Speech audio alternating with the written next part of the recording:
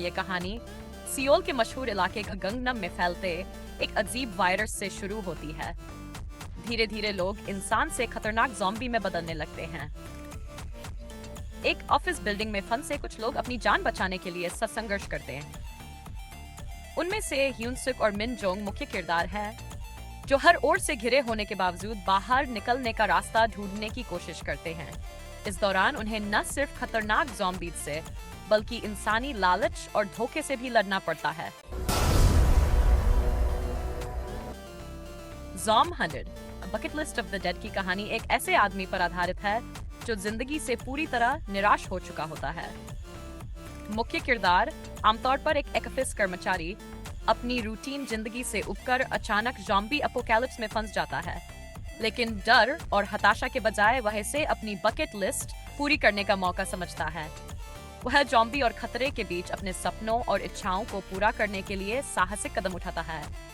कहानी में comedy, horror और रोमांच का मिश्रण है और ये दिखाती है कि कैसे रिचर्ड मुश्किल हालात में भी अपनी खुशी खोज सकता है। पेनिनसुला कहानी की शुरुआत एक युद्ध प्रभावित कोरियाई शहर से होती है, जो पहले फिल्म ट्रेन टू बुसान की घटना के 4 साल बाद का है।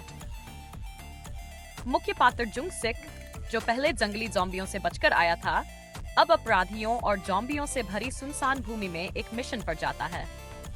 उसे अपने परिवार और पुराने रहस्यों का सामना करना पड़ता है। फिल्म में तेज एक्शन, हिंसक ज़ॉम्बी हमले और एड्रेनालिन भरी सीन है। कहानी में डर और तनाव के बीच मानवता और अस्तित्व की जंग दिखती है। डार्क होल ड्रामा, यह कहानी एक रहस्यमयी गैस से शुरू होती है जो अचानक एक शहर में फैल जाती है। यह गैस इंसानों को खतरनाक राक्षस जैसे प्राणी बना देती है। कहानी में एक महिला पुलिस अधिकारी और एक टैक्सी ड्राइवर मुख्य किरदार हैं जो इस आपदा में फंस जाते हैं। दोनों अपने अपने डर और दर्द के बीच जीवित रहने की कोशिश करते हैं।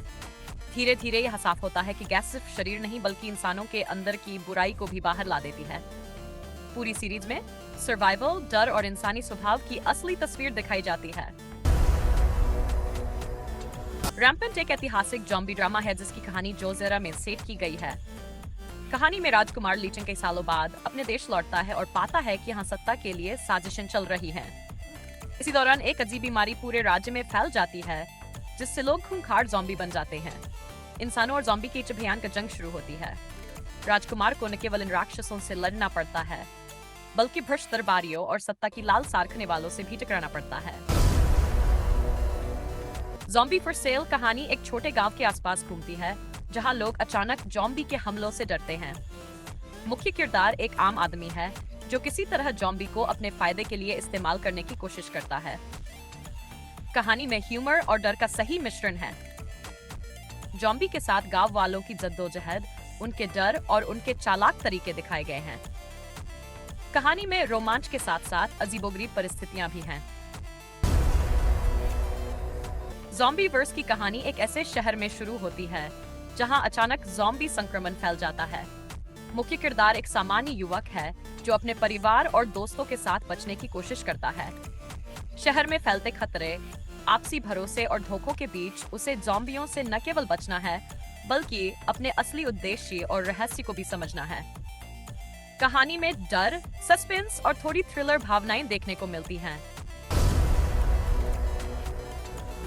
ज़ॉम्बी डिटेक्टिव कहानी एक अजीब लेकिन मजेदार ट्विस्ट के साथ शुरू होती है। गोंग सिल, एक ज़ॉम्बी जो अपनी पहचान और अतीत भूल चुका है, एक डिटेक्टिव के रूप में काम करने लगता है। वह मामलों को हल करता है और धीरे धीरे लोगों के बीच स्वीकार्यता पाने की कोशिश करता है। साथ ही वह अपने खोए हुए इंसानी अतीत के रहस्यों को खोजने में जुटा रहता है। कहानी में ह्यूमर, थ्रिल और थोड़ी रोमांचक भावना भी है। डिटेक्टिव के ज़ॉम्बी होने की स्थिति और उसके इंसानों के साथ इंटरैक्शन इसे अलग बनाती है। न्यूटोपिया कोरियाई ड्रामा एक रोमांटिक फैंटेसी ज़ॉम्बी कहानी है। कहानी में ली जे यून, एक सैनिक, और कांग यंग जू, एक इंजीनियरिंग छात्रा, एक ज़ॉम्बी प्रकोप के बीच फिर से मिलते हैं। उनके पुराने रिश्ते और वर्तमान खतरों के बीच संतुलन बनाने की कोशिश दिखाया गया है। ड्रामा में रोमांस, हास्य और थोड़ी बहुत एक्शन है। पात्रों के बीच के इमोशनल पल अच्छे से पेश किए गए हैं, जबकि सस्पेंस और ज़ॉम्बी संकट कहानी में रोमांच बनाए रखते हैं। कहानी हल्की फुल्की मनोरंजन देती है और ज़ॉम्बी रोमांस प्रेमियों के लिए आकर्षक है। हैश अलाइव एक थ्रिलर और ज़ॉम्बी बेस्ट मूवी है।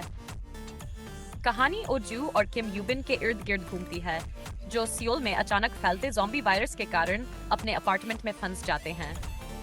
बाहर का संसार पूरी तरह से खतरनाक हो जाता है और खाने पीने की चीजें खत्म होती चली जाती हैं। ओजू अपने मोबाइल और गेमिंग कौशल से मदद लेने की कोशिश करता है।